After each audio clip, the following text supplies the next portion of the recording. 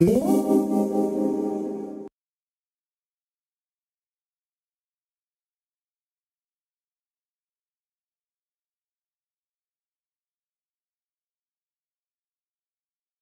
had it all.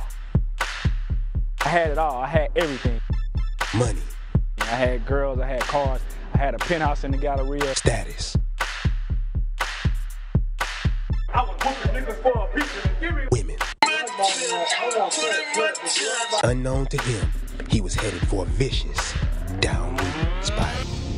I end up getting caught up in some shit I wasn't supposed to be doing. Tonight, we take a look at William Harwell on Confessions of a Nightlife Architect, The Rise of Willpower.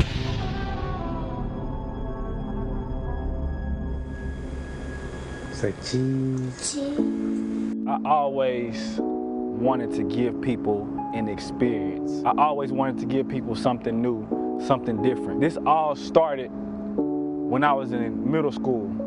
My first day of 6th grade, I'm going to school and I see everybody getting flyers for this event. This girl at my school, she was hosting a huge birthday party.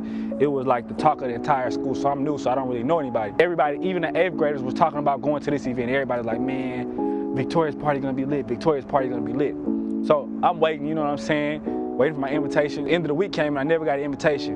And I remember I sat alone at my house, playing with my Pokemon cards, playing my video games and stuff. And I thought to myself, like, I never wanted to feel like that again. I never wanted anybody else to feel like that as well, too. So I wanted to create experience. And I vowed to myself that I would throw the biggest party of the year at school. So it took me a little while, but I networked, I got some new friends, went and bought some new clothes, and eventually my birthday party came out. And I invited everybody else. And I remember my mom, she owned a daycare at this time in Missouri City. I said, Mom, please let me throw this party. I want to invite all my friends. It was Halloween. I invited everybody and I charged them $3 cover. $3 cover. Everybody came. It was crazy. It was phenomenal. We had different rooms in the daycare. Like one room was a haunted house. Another room was a dance floor. My brothers, they sold snacks and sodas and chips and stuff. So it was really, really dope. And that was like my first party ever, and it was crazy. Fast forward a couple years, high school, college, I always threw parties. We always threw live kickbacks and stuff. Then when I went to college, I just told myself for some reason I want to coordinate events. So I joined a fraternity, Omega Psi Phi, and me and one of my frat brothers, we got together, we created a group, and we threw one big party. It was called Purple Haze. And we noticed that everybody came back to school at one weekend when everybody would move in and everybody, the freshmen would come. So we decided to throw a party on that actual weekend. We got together, we put a little bit of our money together, we rented out the venue, and we threw a big ass party. And this was like the biggest party of the year. This literally kicked off everything of the fucking school year, and everybody was looking forward to this event. And it's like, at one point in time, I realized I had it all, I had everything. Shit, let me get number one. Yeah, with cheese, nigga, cut in half. Yeah, lemonade. Shit. I had girls. I had cars. I had a penthouse in the Galleria. But then I end up getting caught up in some shit I wasn't supposed to be doing. I was risking the chance of my life actually being online or me having to go to jail or something like that. So I kind of took a step back from the scene and took a step back from everything. Sometimes, a lot of times, society tells you that you have to live a regular life, you have to be ordinary. So I kind of got caught up in that box and I lost my confidence. So I started working at a restaurant. I know the water, the everything. So you want to take a selfie? Bring it to this, take a selfie. School really didn't work out for me. For some reason, I always struggled to find out what I really wanted to do. I moved from Beaumont. I'm like, man, I'm not going to school anymore. Dropped out of school. Moved to Beaumont. Moved from Beaumont to Houston. Then whenever I went and moved back to Houston, I started working at Pappadeaux and working as a server. Everybody didn't really know who I was. They're like, oh, he's just a regular guy, he's a server. I would always tell them that I used to throw parties and tell them about all these events that I threw, all the celebrities that I met and stuff like that. But nobody really believed me. Then one day, this guy comes into work, and I remember him because I used to go to the strip club a lot. You know, I used to go to Dreams back when Dreams was off of Richmond when it originally started. This guy from the strip club came to my job. And I have my bow tie on, I have my vest, I'm serving. Hey, excuse me, how are you doing today? What can I get for you and your kids? Oh, you want some chips? Okay, you want fish and chips? I got that for you. I was doing that, And I didn't see him, he saw me. So it's happy hour. The restaurant is completely packed. Talking about full. If you ever been to Pappadeaux doing happy hour, you know how it is. It's completely packed, it's full. He yells from across the room, "Hey, is that him? Oh, no, not my nigga, man, not my nigga, man." So everybody at this time is looking at me. The managers, other people I work with, the bartenders, and even guests inside are looking at me like, what the hell is going on? So he like, "Bro, come here, man. Do y'all know who this man is? This man is a boss. This man is a boss. This is that nigga." And I'm trying to quiet him down because I'm at work. I got on my bow tie, my vest and everything like that.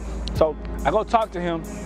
I'm trying to talk to him like, "Bro, you know what I'm saying? You know, just chill. What's going on? How you been? You been all right?" And just chopping it up with him. Then all of a sudden, he's talking to me. He's like, "Bro, are you cool? Like, man, you the nigga. You not supposed to be like this. You're not supposed to have on this outfit, bro. Like, you supposed to be doing your thing, bro. I can't see you like this. I can't see you like this." And that was the first time I really just took a step back and realized, like, damn, like, he was kind of right. But like, I let myself be complacent and put myself in this box of what society thought that I should be. I had even stopped doing parties and everything like that.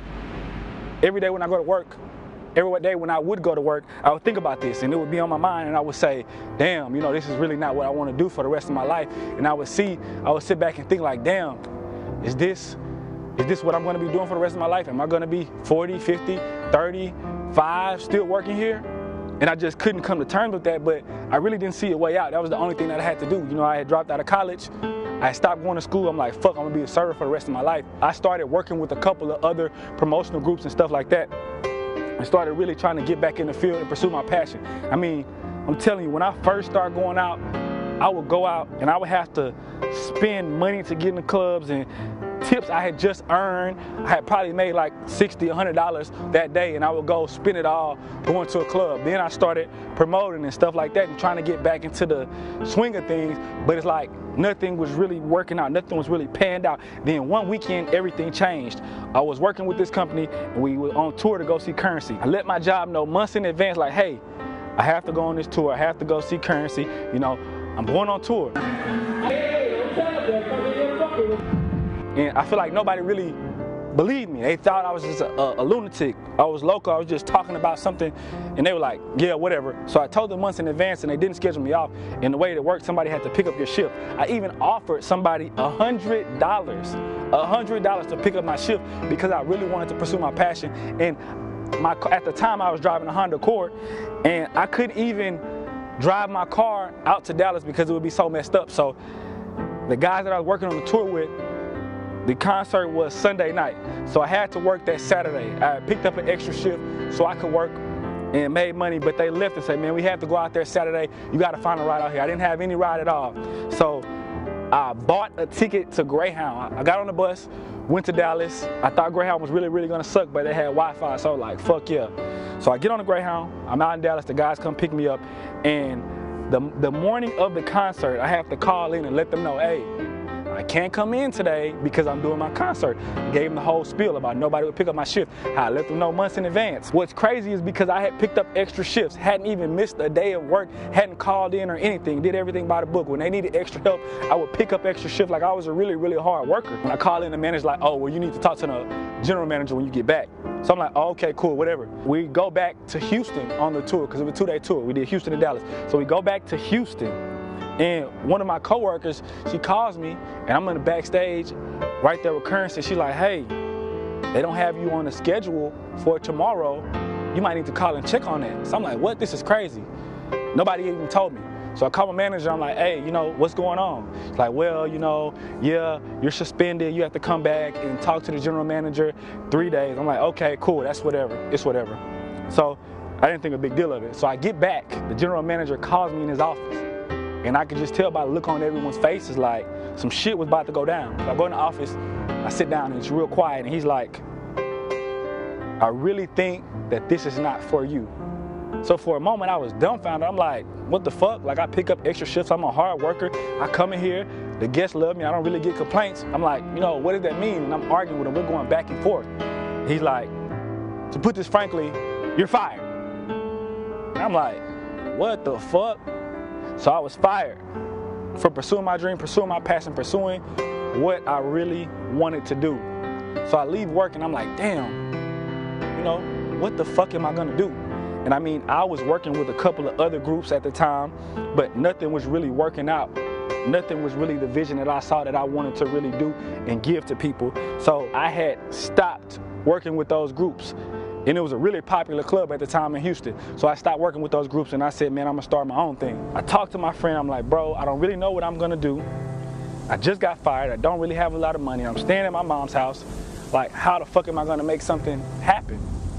He's like, bro, telling me about Massive Action, Massive Action. And at first, I kind of like waved him. I was like, man, yeah, whatever.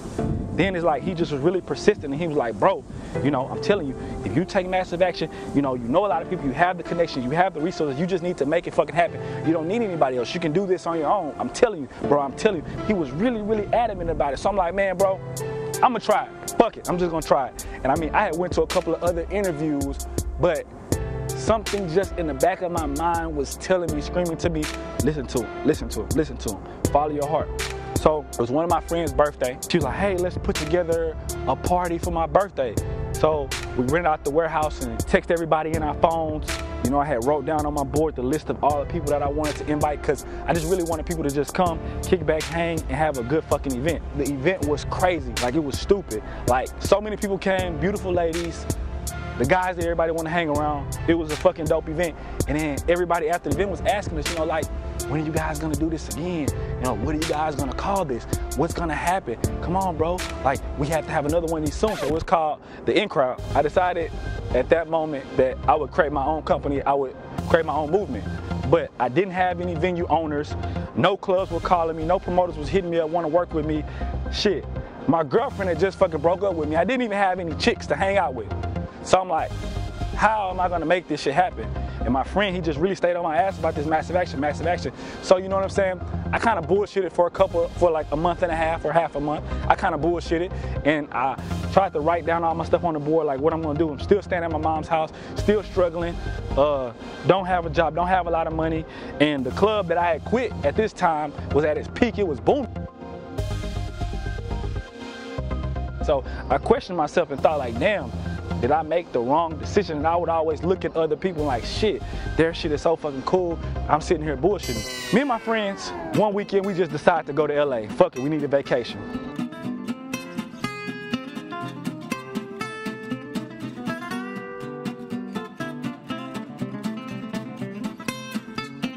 And on our way to LA, while we're on the plane, they tell me, they say, bro, when we get out to LA, you need to throw a fucking party. And at this time, this was fucking crazy to me. I'm like, no way I'm throwing a party in LA.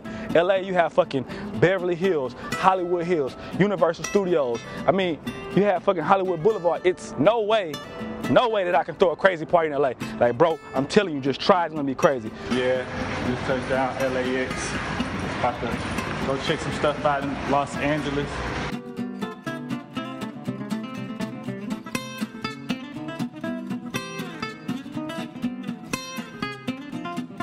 So we had rented an Airbnb in the Hollywood Hills and we went out there and I just put a message on Instagram. I'm like, hey, if you have friends that stay in LA, tell them hit me up. We throwing a party out here. We rented out a mansion in the hills or whatever. Everything is special. Everything is special? Everything. That's all we do. We don't know how to do regular. The ladies. Strictly for. So we go out there, all of my friends. I actually had a cousin who lived out there. They all invited friends, and the party was fucking sick. Houston to the hills, let's turn up, y'all. Houston to the hills. It was crazy. Like I'm talking about, we had beautiful women.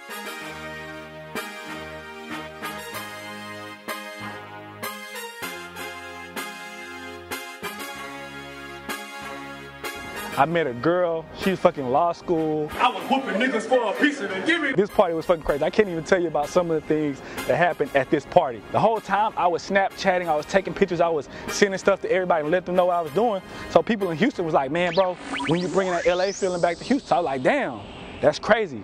People actually want these type of events. When I came back to Houston, I started playing a pool party. It was called The Wave. I just told myself that nothing was gonna stop me from packing this event out. Nothing was gonna stop me. So I reached out to a couple of people, a couple of friends, and I gave them my vision and my movement, and I wanted them to be part of the in crowd, and I wanted them to help me execute this vision to the city of Houston. I mean, we stayed up all night putting together the name. I had to create one of the flyers on my own. I had to learn how to do graphic design, create a flyer, just so we can go out in time. I invited a bunch of my friends, a couple of my other friends. They hosted a mixtape release party, and we went out every single night to every club. We had to go to the free before 11 shit, or the stuff that didn't have a cover, because I didn't have a lot of money at that time. And we just talked to a bunch of girls, and we invited a bunch of them out. When the event came back around, the shit was fucking lit. It was crazy. I'm talking about, this is one of the biggest parties of the city. People were hitting me up, people who were calling me that I hadn't even heard from in months, or calling me, hitting me like, bro, I want to come to the wave, I want to come to the wave. It was completely free. So we didn't really make a lot of money, but I assured my team that we were going to put another one together that would be profitable, and I would be able to pay everybody. In the midst of this, we went back to LA, and we would go to LA every couple of weeks, because at the time I was working with this clothing store, and we would go out there to buy different clothing for the boutique and stuff like that. So we would go out there every week, and the company sponsored it. And every time we would go out there, we'd get an Airbnb, we would throw a party. Turn up! Each fucking time we went out there, the parties got crazier and crazier. And we went to the clubs out there. We went to movie premieres and shit. I'm talking about, every time we went out there, I just got so many new ideas. It's like, it got to the point where people were like, bro, you need to just live out here and throw events and party. But it's just like, I just had so much love for Houston. Houston was home, so I'm like, Boy, Drew with me. Drew, tell him how it went. You know, I just went in there and I had to do it for the H. Know what I'm saying? That's that Houston, Texas flow. There's no way I can do that. But the thought always crossed my mind. We decided to do another wave, and it was right before school went back. And I'm talking about the same thing. We stayed up all night. We were letting everybody know, hey, this is the party you want to be at. I emailed a bunch of people, called people, got online. My team did the same. We worked really, really hard at this event. The day of the event, Patrick Beverly, Houston Rockets, shows up and like, he won a section. And this is crazy to me because I came from my fucking mom's house, working at Pappadeaux, having the vest on, like, excuse me, how you doing? Can I get you and your badass kid something to eat? I came from that to a fucking celebrity basketball player coming to my event and wanting to get a section. So I'm like, this is gonna be the party of the year. Everybody's talking about it, it's packed. But then it fucking rained. It's a pool party, we're outside, it's fucking raining. And I'm like, fuck, the party is fucked. But the crazy thing about it, everybody who came to the event stayed, they were partying. No, but we still out here thugging. Talking about, it's thunder, lightning, and my friends are literally jumping in the pool, not giving a fuck, not caring. People are having a good time. And Patrick Beverly even stayed until the rain stopped, which was crazy to me. No, but we still out here, man. Party over, we still out here, man. What up, what up? What up, what up? What's going down, man? Still out here, know what I'm saying? But at the end of the day, this event wasn't that profitable. So I go back to the drawing board with my team, and I remember the night before this happened, I'm talking to my friend, and he's like, bro, regardless of whatever happens, you know, I'ma always be here. Don't ever give up. Don't quit. My friend Preston Hicks, the same guy who had told me about this massive action, and just told me to persevere. So the next day at our meeting, everybody on my team completely quit. Everybody quit. Everybody left me. And again, I just felt like I was in the same place as when I had got fired from Pappadeaux. How would I do this without all these people? And then my friend Princeton, he just kept telling me like, bro, you don't need anybody else. Regardless of what happens, I'm gonna stick with you through thick and thin, money, no money, let's fucking make this shit happen. So me and him got together, we created a plan. We created a business proposal. It was so detailed, a marketing plan. We had a fucking PowerPoint, and we wanted to do our own weekly nightclub. We wanted Saturdays, so we pitched the idea to Matthew knows Beyonce's dad. We went to his office. He was so impressed, he decided to partner with us. And he was like, you know, Saturday is my really big night on my venue. However, I'll give you guys Friday. So we were young, we were hungry, we were ambitious, and we just jumped at the opportunity like, fuck it, we're gonna do Fridays. We started to do Fridays, and I remember the first night, I did the same thing, the same formula. Reached out to all my friends. I had homegirls who came down way from Austin, didn't even have to come, they came down to support me. And it's like, I just realized that when you throw events or any business, the people who are gonna support you at first are gonna be people who wanna always be there, like my friend who had always told me never give up. And when I had this event, the first night, it was really cool. It was okay. But in the beginning, we made a lot of mistakes. We made a lot of fucks up because we throw big events, but the weekly club was something that we always struggled with. Like, I remember nights where nobody fucking came to our event.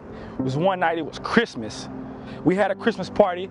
We had a bunch of RSVPs and shit too, but nobody showed up but us and the staff. We're fucking discouraged. We still had to pay everybody out. Then we pulled down the street, and it's a big ass club in Houston called fucking Engine Room, and the line is around the corner, and I'm like, fuck. I'm fucking doing something wrong. Like, these niggas are fucking killing it. But I didn't give up. I didn't give up because a couple weeks before that, we had met with Matthew Knowles, and we had discussed doing an event at his actual house because he was so impressed with the effort and the energy that we put into the Play Houston project. Had a whole new team. We really got to it. We really grinded it out, and it was like, man, look, we're gonna make this New Year's Eve event the biggest event fucking possible. And even after our event on Christmas, the next day we went to another event. It was called Expose. It was at Engine Room. I'm talking about the line was at the corner. They had beautiful women. I'm talking about, like, it was so crazy that the bouncer was kicking the beautiful girls. I went there. I remember just looking around. I'm like, damn, like, this hoe is fucking lit. This shit is crazy. And it motivated me to just want to push harder and go harder. So the next event, next week, we hosted our New Year's Eve event at Matthew Knowles, Beyonce's house, where they actually fucking grew up. It was crazy. It was lit. Like, Beyonce had an all-purple room. It smelled like mints. It smelled so good. Her toilet was gold-plated and shit. Like, it was fucking crazy. Me and my team, me and the in-crowd guys, we just got together and we really just got out there grinding. We went everywhere. We got on Instagram. We got on Twitter. We really pushed it because at first, ticket sales wasn't selling. People wasn't buying them.